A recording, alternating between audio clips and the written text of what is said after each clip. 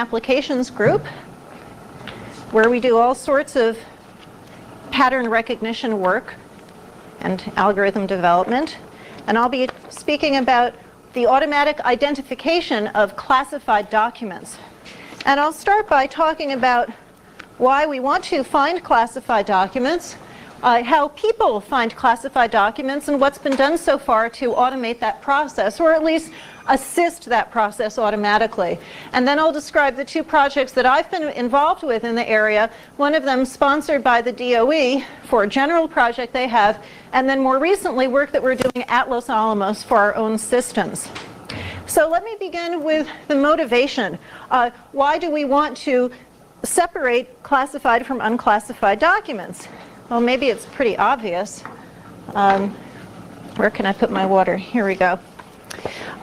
Throughout the 1990s, the main reason why there was an effort to automate the process of separation of classified and unclassified documents was because of an open government philosophy, a kind of these documents belong to the people approach, which dictated that documents that are classified should remain classified for as short a time as possible and should be declassified whenever possible.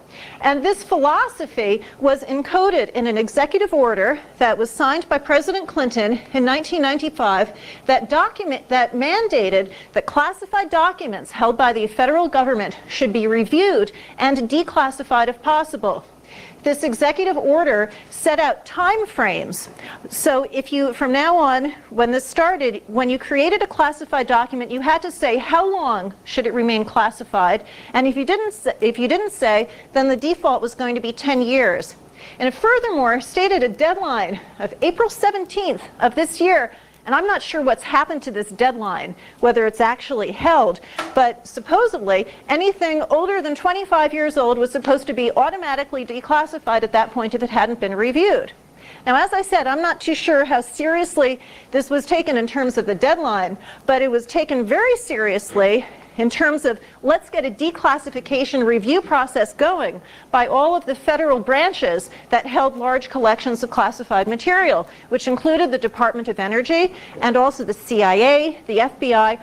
All of these agencies had boxes of warehoused documents, classified documents, that now had to be looked at and verified as still being classified, otherwise they were supposed to be let go. Hundreds of millions of pages. So this was a big deal, and all of a sudden the money began to flow. Very exciting. So that's a push for open government. Paradoxically, the same interest in automatic identification of classified documents came from the opposite pull, a push for verifying the security of government holdings. So if you have a mixed usage computing facility like Los Alamos National Laboratory, where we have classified and unclassified computing files, how do we make sure that the open area doesn't contain classified documents? Well, we hadn't addressed this very strongly until last year when the Wen-Ho Lee incident occurred, and the Department of Energy came to Los Alamos and they said, well, if Mr. Lee had classified documents on an unclassified system at Los Alamos, how do you know that someone else hasn't done the same thing? So at that point, we began a systematic review of our unclassified holdings looking for classified information. And this was really done under the congressional gun. After Mr. Lee was fired, the classified computing at the laboratory was shut down for more than a month, and we were not allowed to restart not just Los Alamos, but also Lawrence Livermore in California and Sandia in Albuquerque, the three research labs. We were not allowed to restart our classified computing until we had set forth an action plan for dealing with computer security. And included in that was automated sniffing and monitoring programs that continuously scan for classified content in unclassified storage archives and outgoing email. So that's how I got to do what I'm doing now. So these were this incident, and also this was sparked by an extraordinary event. something that made the newspapers. Likewise, the open government thing started with a scandal. I don't know if people remember, in the early 1990s, it came out that the Department of Energy had been doing radiation testing on human subjects without informed consent, and that started this whole open government thing. What are these horrible secrets that we've been keeping from the American people? So those are both extraordinary events that started the open government thing and the more recent security push. But there's also a kind of a background level of interest in classification that justifies the interest in automated processing of documents, automated review for classified content. And I had this discussion with a gentleman at the DOE who's very involved in automatic declassification. So that's the open government thing. I said, well, what happens if that goes away? And he said, well, we still have to deal with Freedom of Information Act requests. So any American citizen can petition for documents to be declassified, and then somebody has to review them to let them out. And it's a high volume. So an automation might facilitate that process. There's also apparently a lot of lawsuits against the government that involve the release of classified information. So if I have a lawsuit and I need, in the discovery procedure, I might say, well, I need that document, then someone has to review it and hopefully declassify it. So that's another apparently there's a lot. And then another issue is that the people who are the experts in classification are, a lot of them, aging nuclear scientists. And when they go, their knowledge is going to go with them. So the more we can encode their expertise in software, the better off we are. So those are some of the motivations. Now, looking on to human methods for classification and declassification of documents. How does a classification expert look at a document and know what to call it? Well, at least in the Department of Energy, you have to familiarize yourself with a whole set of classification guides, which are quite arcane and very heavily classified themselves. It takes a long time, and you have to know, when you look at a document, sometimes it's not just one thing that makes it classified, it's a whole combination. So that's quite tricky. And sometimes even one of these classification people can't tell for sure. They might have to go to the person who wrote this document and have a discussion with them for the final determination. So it can get quite involved. And then when it comes to source code, because a piece of software can be classified depending on what you can use it for. And my goodness, it's hard to understand someone else's software, or maybe it shouldn't be, but it is. Or what if you have a binary, classified binary? How are you supposed to make heads or tails of that? So it's quite a tricky issue. Now, I thought maybe I'd bring a classified document with me, but I didn't want to go to jail. So instead, I classified myself. So let's say that making a cake is unclassified, but chocolate cakes are classified. And I have to put in a caveat, which is that I haven't actually tried this recipe, but we'll do it anyway. So let's say this is hypothetically how a classification expert might mark up a document like this. So there might be cases where one word itself is classified. So let's say when you actually get to chocolate, the word chocolate. Well, in your classification guide for ingredients, section 113, paragraph 65, it would say if you use the word chocolate, that's secure restricted data. So it would be marked off like that. And then there might be another section where it's more a combination of elements. So here, if you say you're beating it with a mixer and you're using a spatula and it's thick like sour cream, well, you put those all together. And in my classification guide for tools, it says you really, that together makes a picture that I don't like, and that's going to be classified at the secure, confidential national security information level. So I'm going to mark that. So this is the kind of thing that a classification person does. And if you did a Freedom of Information request on this recipe, you would get it back with all the chocolate parts crossed out. So you'd only get the cake and not the chocolate. So that's what a human does. Now, let's say you want to automate this process. Well, what the Department of Energy has done is they've written some expert systems that try to incorporate these guides as a rule structure. They have one system called ultrastructure, and that seems to be the more successful. They're incorporating that into a new system called the Reviewer's Assistant. And I've put this down here. It's assistant because all these systems do is they sort of pre-select and pre-sort the data so that the actual human classifiers can make a final determination. Because nobody's going to trust a machine to say, this document is unclassified, let's let it go, because what if it goofs? So in general, this software is being used to pre-sort and to prioritize and to give information. Like this reviewer's assistant would say, I think this phrase is classified, and I think it refers to this classification guide section, because then when the reviewer looks at it, they can do it much faster. They have another system called TAP that was developed at Livermore. They're using that at Sandia for the email scanning. And in all of this work that comes from the Department of Energy, there's a focus on hard copy documents, because you have to picture these boxes and warehouses. So what they do is they unpack the box, they take it over to the automatic scanning machine, and it scans it all in, turns it into images, the images are turned into text, and then they process the text to try to sort it by topic and likely classification stuff, and then it goes to the human. So the humans see the stuff on the screen along with the output from the pre-sorting system, and then they can make their determinations. And we've actually contributed in a separate capacity to that effort. When they scan in these documents, they're really ugly. I mean, these may have come from mimeograph machines, multiple Xeroxes, very, very bad. So we've developed a system that assesses the image quality with factors that are specific to documents like speckle and fattened characters, and then we automatically choose the best restoration algorithm. So a couple of these agencies in the declassification area are using our software to improve that part of the process. So that's all the context. So I'll be talking about two ways that I've been involved in this work. One for the DOE and one for Los Alamos itself.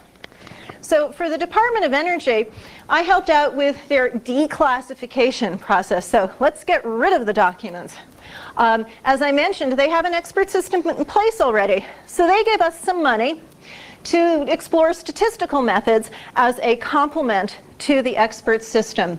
And they didn't give us a lot of data. This was a major restriction in this project because they wanted to give us the real data, actual documents from the declassification project that had been scanned in and OCR'd and had also been marked up by a classification person, like that chocolate cake recipe.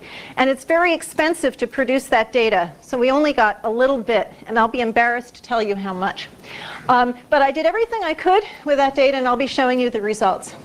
Now, the other thing I've done is I've worked at Los Alamos, working on the other end, on the security side. So we want to look at our unclassified files and make sure that they really are unclassified. This was a fresh effort. It's not like we already had, like DOE had already invested in their expert system. So what we started off with is an expert system, and we have one that's tailored to the Los Alamos environment. And we have lots and lots of data, but unfortunately we don't know anything about it because it's just sitting out there in our storage archives. It came from individuals. So one thing that we need to do is to characterize the archives in addition to looking at the individual files. These documents, in contrast to the DOE data set, are native electronic. They were written, they're not scanned in. The downside is that they're in all sorts of different formats, including some that are obsolete. So we've had some interesting data format issues. And my talk there will focus on the practical issues, since I can't really talk about our results. So we've got complementary projects. So for the DOE project, like I said, they didn't give us a heck of a lot of data. We had 25 classified documents and 14 unclassified. And working with these documents that was really cool. I had to have a separate line installed in my office so I could look at them safely. It was really fun. So these were actual legacy documents, and they had been through this process of OCR. They had been cleaned up somewhat after the OCR process because they didn't want to throw up the OCR as a huge obstacle, but they weren't perfect. They were far from perfect. And then this guy at Sandia had done that bracket and tag business. So there were a lot of typos in the bracketing and the tagging, so my first step was to clean that up. And when we started this project, it would have been nice if we had already developed a categorization system for text. Then I could have immediately applied that. But we didn't have one. So my first step was to develop a text categorization system so that I could apply it to the DOE data. And to develop that system, I used a developmental corpus of physical review articles. PhysRev has A, B, C, D, and E, and it's roughly topical. So I trained a system to tell them all apart. And I did this using a statistical approach. That was our mandate from the DOA. And the approach that I used was based on automatic topic categorization research, which is a thriving branch of pattern recognition, and it's used for things like email filtering and the processing of newswire services, so you can figure out the content. And when you're doing this statistically, your basic idea is you want to take each document and represent it quantitatively as some sort of a vector, and then you train a classifier to separate the documents on the basis of these vectors. So mostly I was trying to tell apart classified and unclassified documents, but I'll show you experiments that I did also at the levels of text and of topic. Because classified, unclassified is just this binary thing, but you can break down classified into classified topics and unclassified into unclassified topics too. So I'll talk more about representing each document as a statistical vector, because how you do that influences everything that comes down the stream. And most people, when they do this, they count word frequencies, which involves a certain amount of pre-processing. You want to get rid of your common words like the, because those are useless. You also want to strip off the word endings. We decided instead to use a character trigram representation. Now, it could be trigrams, it could also be 4 grams or 5 grams. We stuck with 3 because we wanted to get something working and didn't have a lot of time. And the idea here is you run a character window over a word. So for example, nuclear breaks down to word space NU, then NUC, UCL, etc., down to AR and end of the word. And you count the frequencies of those short character sequences instead of the frequencies of words. Now, why would you want to do this? Our big motivation was because of OCR error. If you have a word that's been scanned incorrectly and you represent it as a word, it's not going to be recognizable. I guess you can add a spelling correction module, but using this trigram representation is a kind of a virtual error correction, and it's been shown to work very well on noisy data in other applications like information retrieval. The idea is, for example, if you've telephone and then somewhere else you've got an OCR error that changes the H into a B, which is plausible, they're still going to have a lot of trigrams in common. So they're recognizable as each other despite that one error. Of course, the longer the word, the better. But these are long-winded DOE documents, so that's good. We had used n-gram analysis successfully in the past for medical records analysis. So we felt pretty confident about it. So how do you take a document and turn it into a character n-gram vector? Well, the first thing that you do is you take all of your documents, and each of them you're going to represent by their raw trigram counts. But then, just like when you're looking at words, you want to remove the common words. Also, likewise, with the trigrams, you want to focus on your best ones, the ones that are going to give you your best bang for the buck. And that's a kind of a feature selection question, to use the phrase from pattern recognition or data mining, knowledge representation, whatever. So we're going to, the metric that we used to focus on the best trigrams was a chi-square metric. So the basic idea is you've got a topic, and let's see. So you have a topic like classified versus unclassified, and then you have a feature like the trigram ABC. So then you want to count how many documents are there in this topic that have the feature, that have the trigram, or that don't. And likewise, you take the trigrams that are outside of your topic, and how many have the feature versus how many don't. And when you see a skewed representation like that, then you know that the occurrence of this feature is heavily influenced by the topic. And the chi-square metric is just the statistic that you use to represent the skewness of that distribution. So something like THE is going to be perfectly even because it shows up all over the place. So we use this metric to rank the trigrams, and then depending on what parameter setting we were using, we'd keep the top 25, 50, 100. Actually, I think we may have gone from 100 to 500. And there's a lot of work about the use of different metrics in topic categorization work. It's very well studied. So we focus on the trigrams we like, and we unit normalize the vector. So that's what we have. And here's an overview of our training and testing procedure. In general, we did 5-fold cross-validation. It's actually 10-fold for the physical review stuff because we had more documents. So this means that 5 times we divided the data into a training set and a test set. That was 4/5 and 1/5. And we focus on the training set, and we do this chi-square thing to figure out the best trigrams, and we make the vectors, and we train the classifier. Then we go over to the test set and do the classification. And then we start all over again. So each time we're getting results on 1/5 of the data, we put that together, we have our final answer. The classifier that we used was a linear classifier, so there was a separate independent weight for each of the features. And we trained this classifier with something called the pocket algorithm, which is the same algorithm actually that we used in the document quality assessment and restoration work. It seemed to work very nicely for both problems. We tried some other classifiers, but the linear classifier seemed to do just as well. So we stuck with that. So, as I said before, we were starting off from scratch here. We didn't have an off-the-shelf topic categorization system.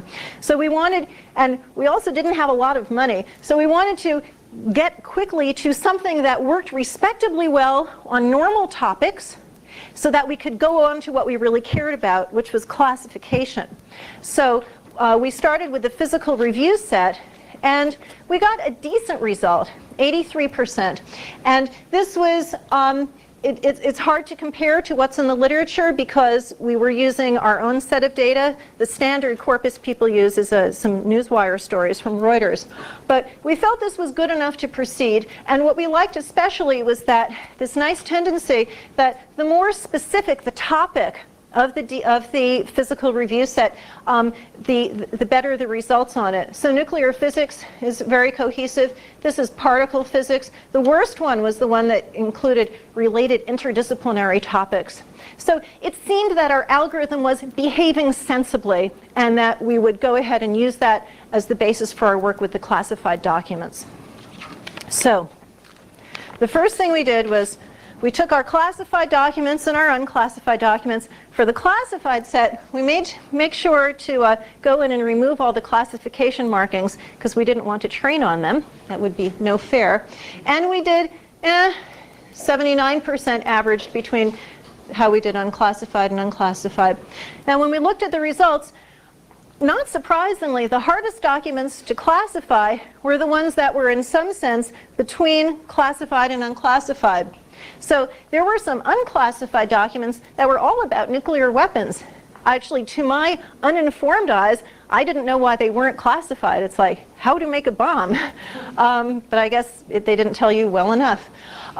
There were also, so those were often categorized as classified.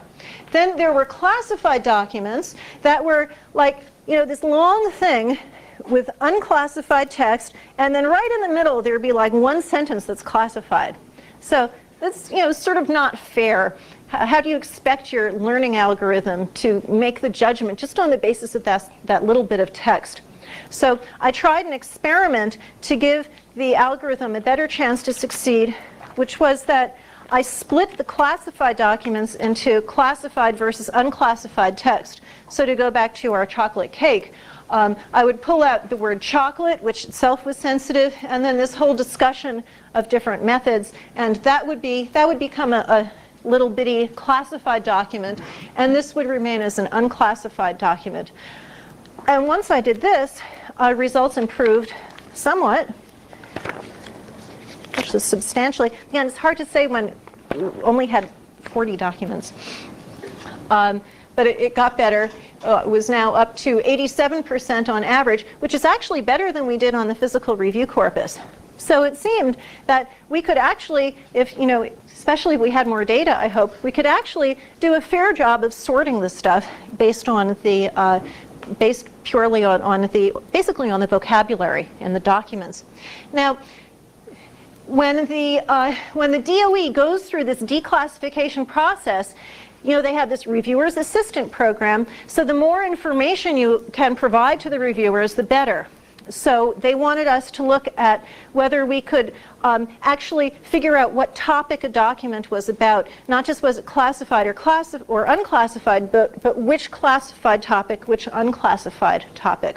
So this was a lot of work. I sat down with a domain expert, one of our classification people, and went through our corpus, and here the small size of the corpus was really an item in our favor because we were able to study the documents. And for each document, we assigned it a primary topic and if appropriate, some secondary ones. So, so we had, for the unclassified documents, it was either documents that were about nuclear weapons and everything else. Those were our two unclassified topics. And looking at the classified topics, we had like 6, and I won't tell you what they are, but it was cool. So, so now we have every document labeled for topic with possibly multiple labels, and we did two tests which were dismal. First, we did a forced choice thing where each document was assigned to one category. Then we did an M out of N where it could be assigned to as many as the algorithm wanted to, or maybe even to none. And it really just didn't do well. So there's 2 reasons, possible reasons why it failed. One is maybe, you know, no can do. Maybe you just can't get at these topics. But I think it was really, that's where the data scarcity was really starting to hurt us. When I look at the different experiments that we did, basically the more training exemplars we had, the better the results, which is actually very encouraging for the future. So the best results we had were on the split documents, classified versus unclassified text, and there, because each of the classified documents became a classified document plus an unclassified document, we had more training examples.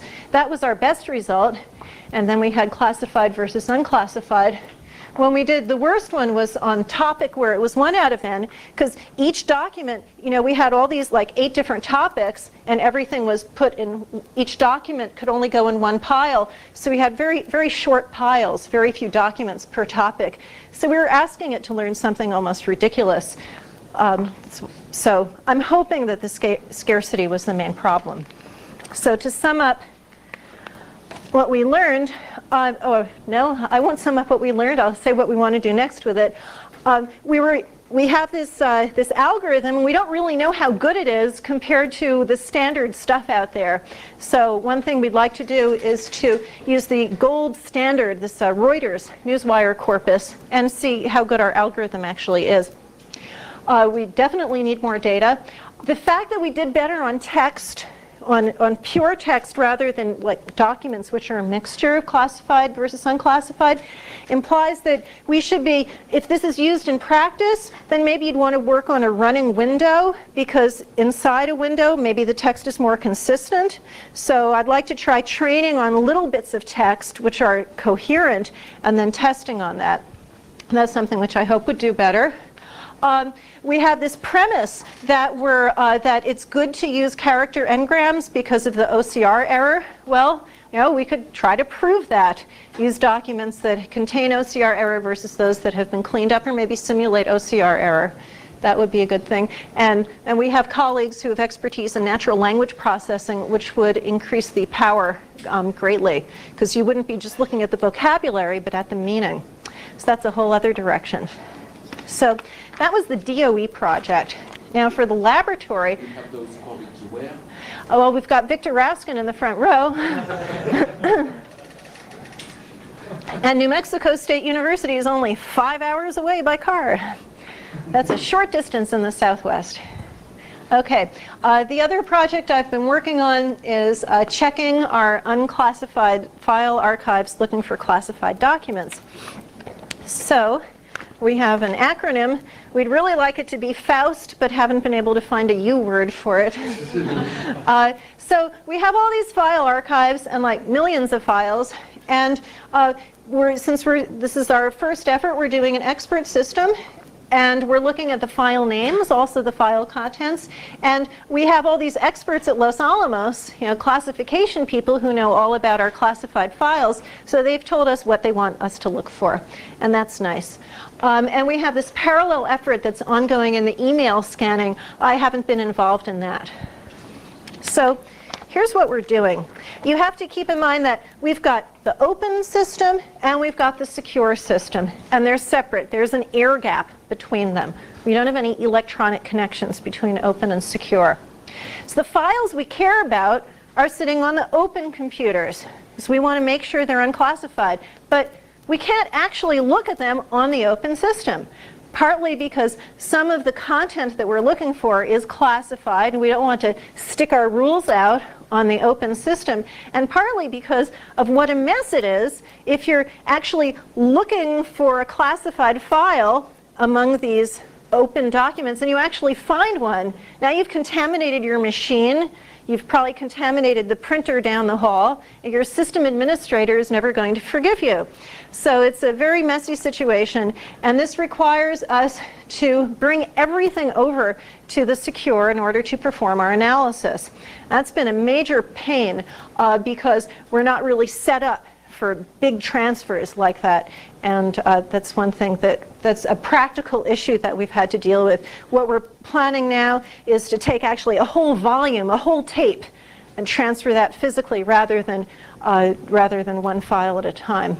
I don't think I want to go too much into that. So now we're over on the secure. We've got copies of these files that we've sampled from among our unclassified holdings, and we're going to look through them and run our algorithm and find any files that look suspicious according to the computer.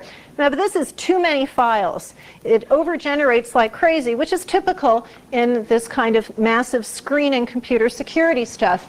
So we have an authorized derivative classifier who's actually a guy who's on the computer storage team who's been drafted into this capacity. But he does have the derivative classifier training and knows all these manuals.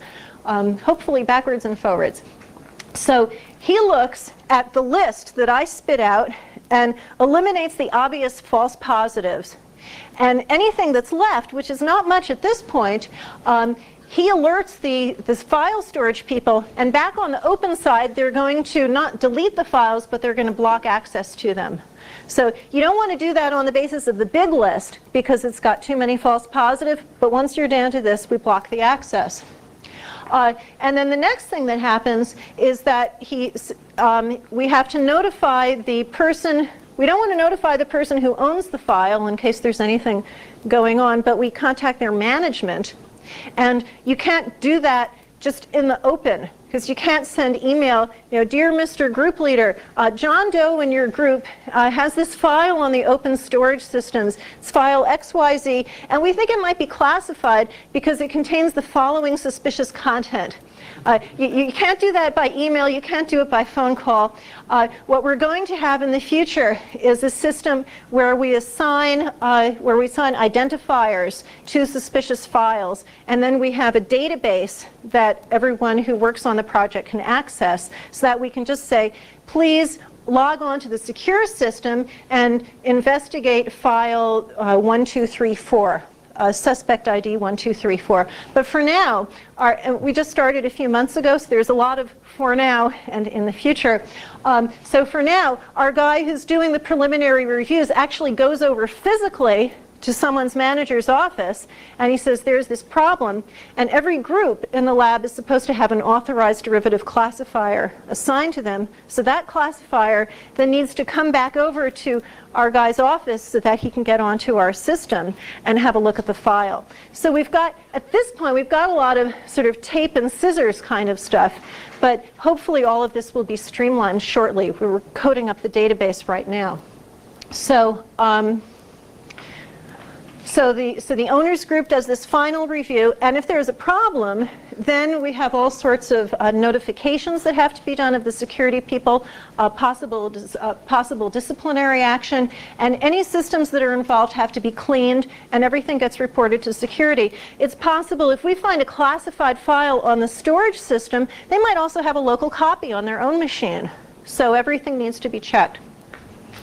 So this procedure, when this started, you know, we had this DOE order, you have to check your file systems. It started out sort of on a small scale. You know, somebody starts sampling files, I start looking at them, and then we realized that this ties in, it's like all over the lab, because these files can belong to anybody. So it's gone into, there are all these management issues that have arisen, and I'm including this in the talk because this is, you talk to anybody who does computer security, and they will tell you that it's not just a technical issue. It's very much a management issue, and you have to have the management buy-in, and you have to have the management coordination. Because when our guy goes over to a group leader and says, there might be a file problem, you have to look at file XYZ, he has to have the authority to spawn a review. Otherwise, the group leader will say, well, I have no time for this. I don't know who my derivative classifier is. Well, just go away. I don't want to know about it. So we really have to have a coordinated procedure around the laboratory. Otherwise, this isn't going to work. So the storage system managers are involved. We have to get the file owners and the group management involved when we have an incident. The security division, they're the last, the last authority of review of documents, especially if the owner has left the lab. Or we actually have some outside users who've been able to use the Los Alamos systems. So what if we find a bad file or a file that might be bad that belongs to them? The security people take ownership of those. And if we find something, then at this point, because of what happened at the lab last year, it's not just the local management that wants to know about it. DOE headquarters wants to know if we find something bad on our system. And if we find a lot of stuff, you know, Congress is going to want to know. So it's really this high-level stuff. I'm just sort of here on my computer. And because it's a serious thing, we have to keep very good records. What are the files we've looked at? What are the ones that the computer flagged as suspect? We have to track the investigation process. And if there's mistakes in the process, we have to note them and correct them. And none of this is easy now, but hopefully it will be when we have our database going. So as I mentioned, we've got a bunch of data issues because we've got all these files out there, and what the heck are these files?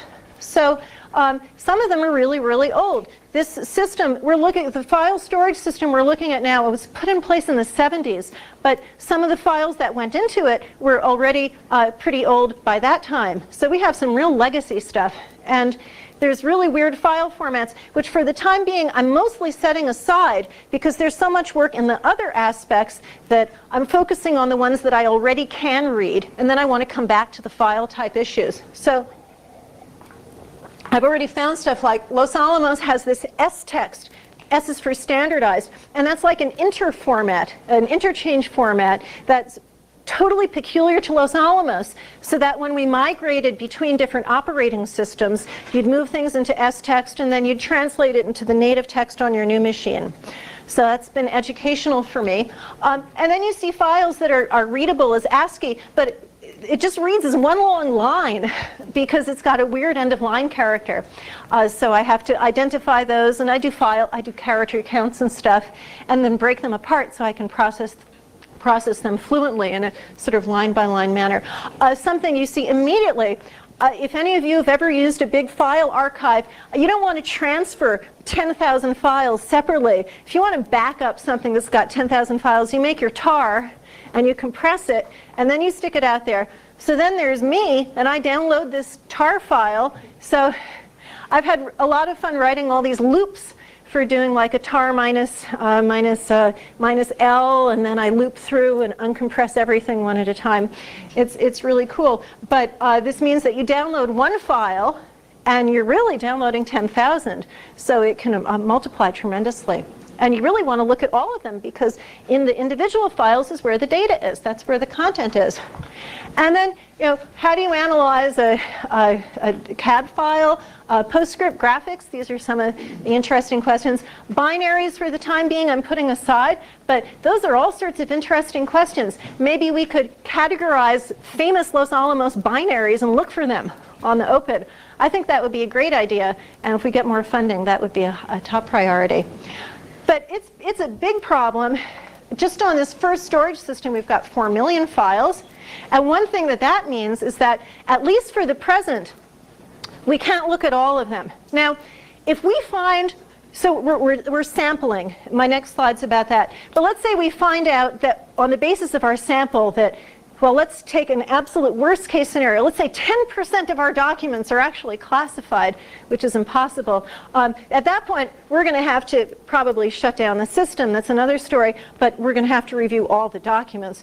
God forbid, if that should happen, we'll worry about it. But for now, we're just sampling, and we want to be able to tell the DOE what is our estimate of the nature of the problem. Do we have a lot of classified files? Do we have very few? And the sampling, the statistical sampling, has been a big issue because, if you've ever taken any sampling theory, the first thing you do is you establish your population. Then you want to do a random sample from the population. But the problem is we have no flat listing of the files on this system. And they can't generate one except because this is really old and idiosyncratic, our system. To make a flat listing takes a half a day, and they have to free up all these tapes, which they don't really have. So the storage people absolutely blanch at it.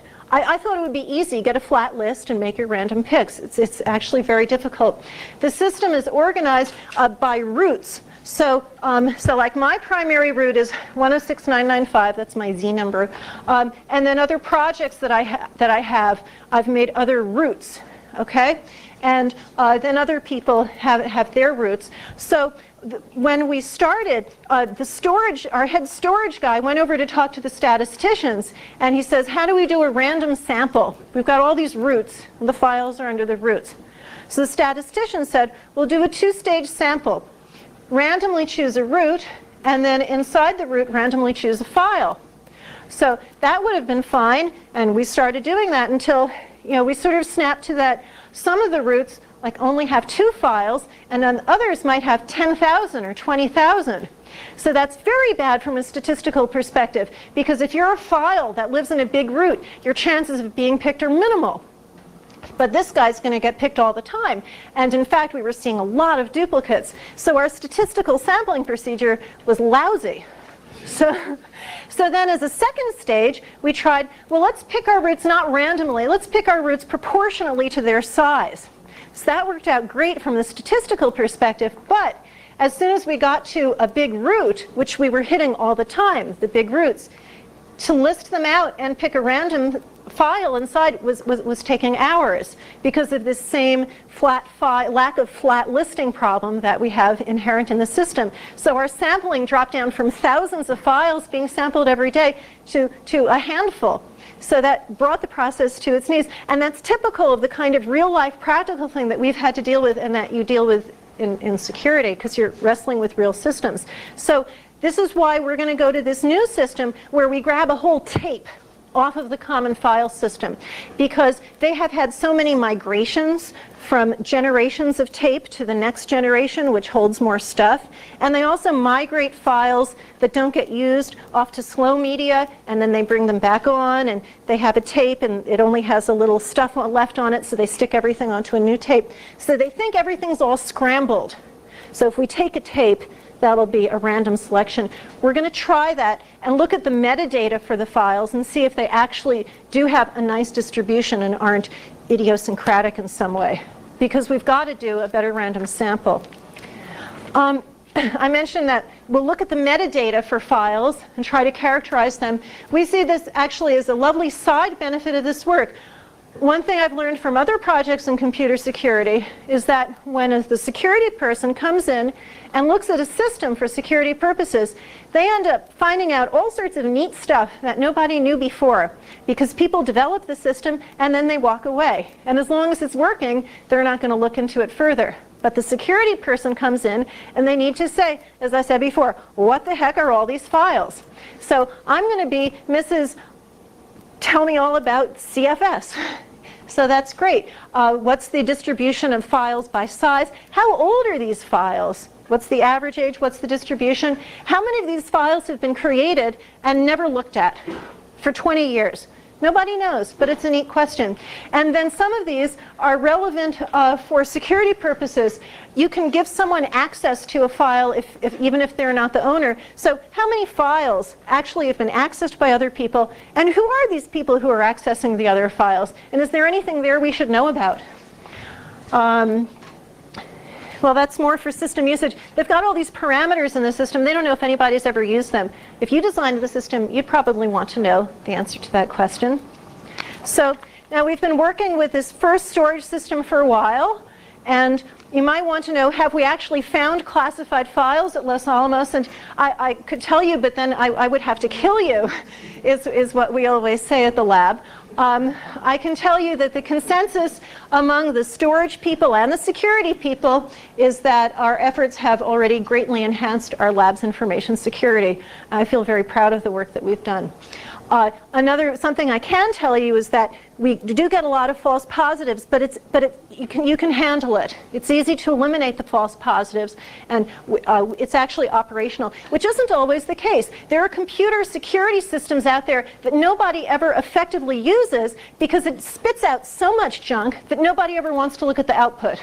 This seems to be reasonable. So when I get back, one slide before. So this is just the first system, and actually the common file system that we're looking at is being phased out. All the tapes are going to be copied over to another system, which is HPSS or HPPS, and that's quite similar to CFS. But then we've got ADSM. Does anybody work with ADSM here? I've never worked with it either, but it's a way of backing up your local system. So like my Macintosh, I just back up onto some zip drives because I don't have a lot of stuff on it. But you have a big machine, you can use this central facility, I think it's an IBM product, and back everything up onto it. Well, it turns out that there's no super user access on the storage system. So the system administrators can't look at the files that have been stored.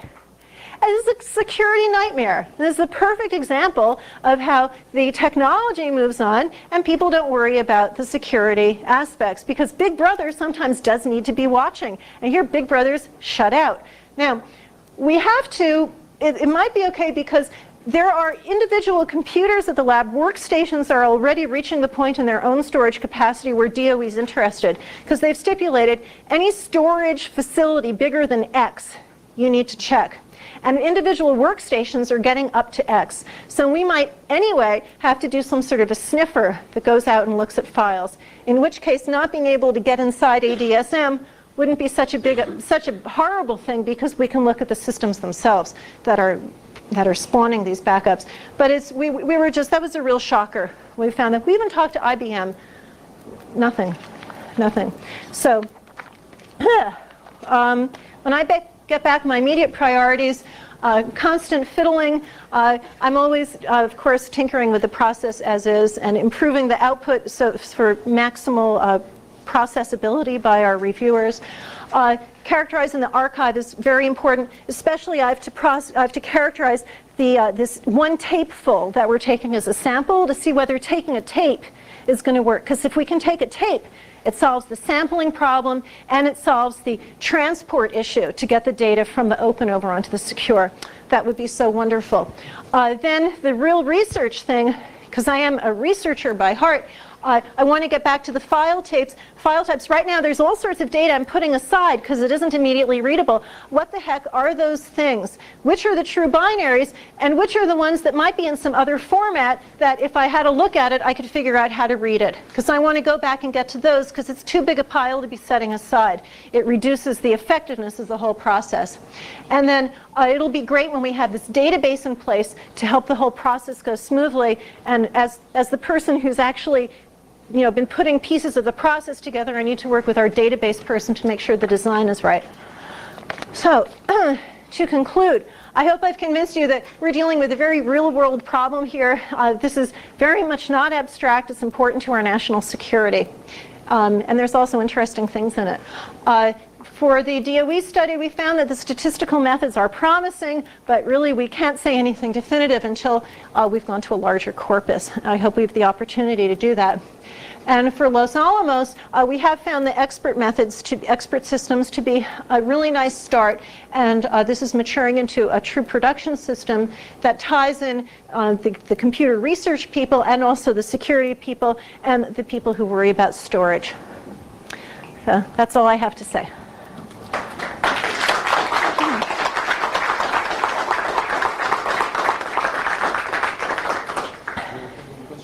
Questions? Yes? What type of shell are you using to develop your expert system? Seashell. Lots of Perl. Yes? Let's say I'm able to obtain a complete copy of all the unclassified data on, let's say, a weekly basis. And then in the second week, I just compare all the files to what was there in the first week. And whatever is missing now is not classified. Is that just about correct? Is that a feasible way to... What's missing is classified? Why? You said you'll be looking at the unclassified data, what's already unclassified. Uh-huh. Try to find critical documents that might actually be classified. Right. Well, he will have a list of the documents which used to be classified and which are now suspect. Oh, so you're saying if you wanted to be monitoring our activities to see what's been taken off because it turned out to be classified? Wouldn't you be doing all the work for me in that case? Just Oh. figure out- I don't think so. I don't think so because people are there's so much activity on the system already. Files come and go all the time. The daily transfer rates are absolutely enormous. So I think it would be lost in the soup. So files are actually being taken out that are, I don't know. Well, for different reasons, I think that's what. Yes, yes. Well, people can delete their own files, but you're wondering if there's a trace that can be left when the security people come in and remove a file. Well, Yes? I had the impression that you would just take out the classified files once you find them. Yes, we do that, but it's an interesting question whether it would leave a different footprint. Okay, let's say a user deletes a file, case A. Case B is the security person comes in and deletes a file. Could a third party who's watching tell the difference? Am I with you? But my understanding is that even if that happens, nevertheless, checking in this week and then next week, the gentleman will have a database of files, some of which were removed by your group because you suspect that they are classified. And so now, if he's a spy, he doesn't have to look at all the unclassified documents. He can just look at what is missing from one to another. In that sense. Oh, what did you say your name was? I have it on the list, but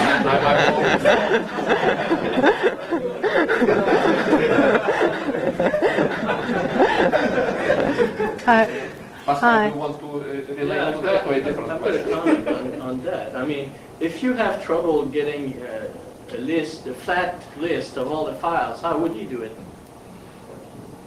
I mean, you can never do it. If they can do it, it ties up this. That's true. That's true. All you can get is the file that has the list of roots. Yes, it's security through obscurity. Yes? Except you might be able to take a random sampling of the files and hope that his random sampling overlapped with your random sampling at some point. It's too big.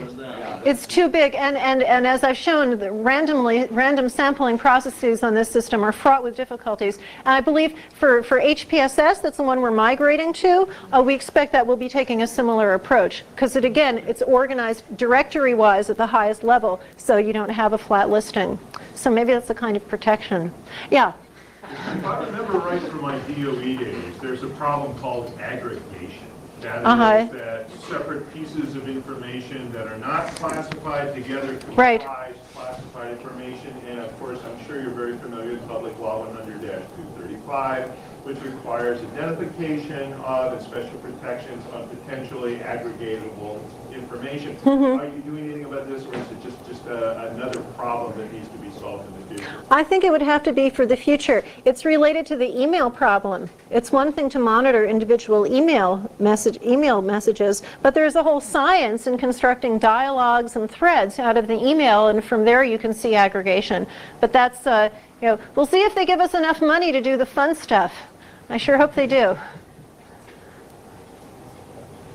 But just to be on the safe side, you could ask the graduate committee to fix it for you. They are used to doing this.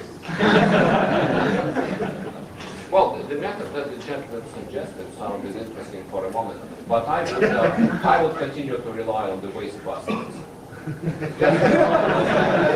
that always works. Will always work in the future. Any more? We actually have a double burden. If we find something, because we not only delete it from the system, but we have to keep like a copy of the whole tape for the FBI to look at. It's big. I know. They're very interested in possible persecutions. I noticed one interesting thing, that we use the term automatic declassification ambiguous. That is, on the one hand, you were talking about automatically deciding, assisting the human reviewer what is classified, what is unclassified. On the other hand, you mentioned that on my 56th birthday, on the 17th of April 2000, something will become automatically declassified in a different sense. Not automatically, it will just be declared declassified. Yes. That deadline is dead, I'm sure. It must be. Yeah, because I sure hope it is. Yeah, because don't confuse those two automatic.